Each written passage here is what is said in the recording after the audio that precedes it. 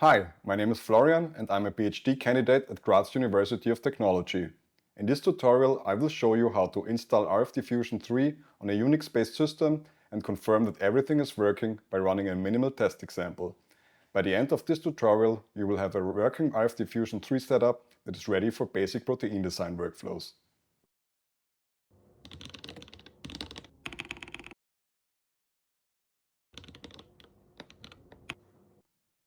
Before we begin, let's quickly go over the prerequisites. RFdiffusion3 is supported only on Unix-based systems, so you should be using either Linux or Mac OS. I also strongly recommend using an environment manager such as Conda to keep this installation isolated from your system-wide Python setup. A simple way to do this is by installing miniconda or miniforge. If we are only testing the installation, running on a CPU is fine. But for practical design workloads, an NVIDIA GPU is recommended because it can speed up inference substantially. For the download commands shown in this tutorial, I will use wget, but curl can be also used as an alternative. Before continuing, make sure you have the following requirements in place. If you are planning to run RFdiffusion3 on a shared computing cluster and want to use the GPU, the next step is to request the GPU access from the job scheduler. If you are working on a local machine or only plan to run on a CPU, you can skip ahead to the environment setup. On many Slurm clusters, the exact command for allocating a GPU depends on the local configuration. A command pattern looks like this.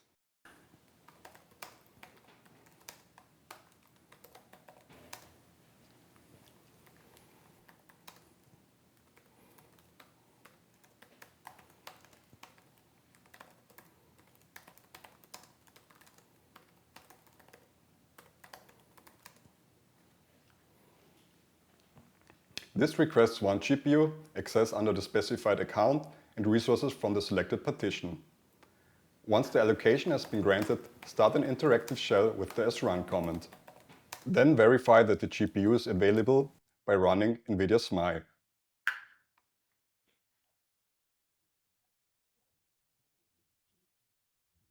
If the allocation was successful, NVIDIA SMI should display the device model, the NVIDIA driver version, and current memory usage.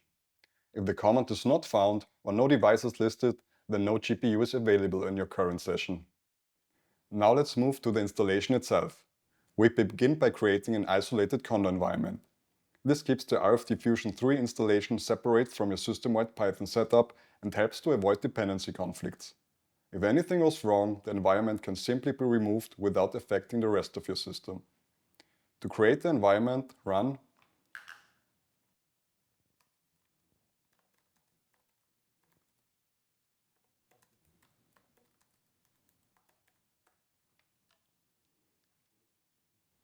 This creates an environment named RFD3 with Python 3.12. Once the command finishes, activate it with conda activate RFD3.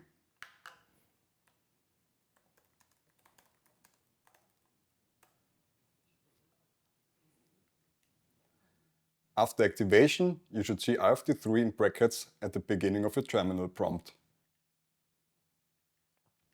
To confirm that the correct Python interpreter is active, run which Python. The path should point to the Python executable inside your new conda environment.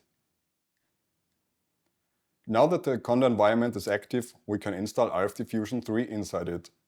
RFdiffusion3 is distributed as part of the RC Foundry Python package. Foundry is the Rosetta Commons command line framework for running several deep learning tools for protein modeling and design, including RFdiffusion3, ProteinMPNN, and Rosetta Full2. To install RFdiffusion3 and its Python dependencies, run the following command.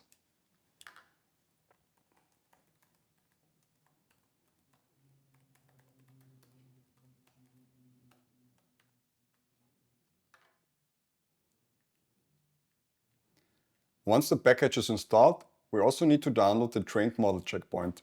This file contains the learned neural network weights required to run RFdiffusion3. Download the checkpoint using Foundry install RFD3. To verify that the installation was successful, we will download and run a minimal demo example from the official RFdiffusion3 GitHub repository. First, we will create two folders, one for the verification run itself and one for the input structure files. For convenience, I have also included these comments in the video description, so you can just copy and paste them. Once the files have been downloaded, enter the Verify installation folder and run the demo with the following comments.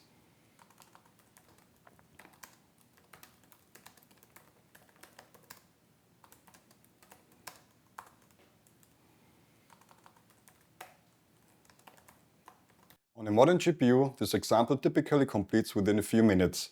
On a CPU-only system, it may take significantly longer depending on your hardware. After the run finishes, the demo output directory should contain generated structure files and prediction summary files for each of the demo examples. If the files are produced without errors, congratulations, you have now a working RFdiffusion3 installation.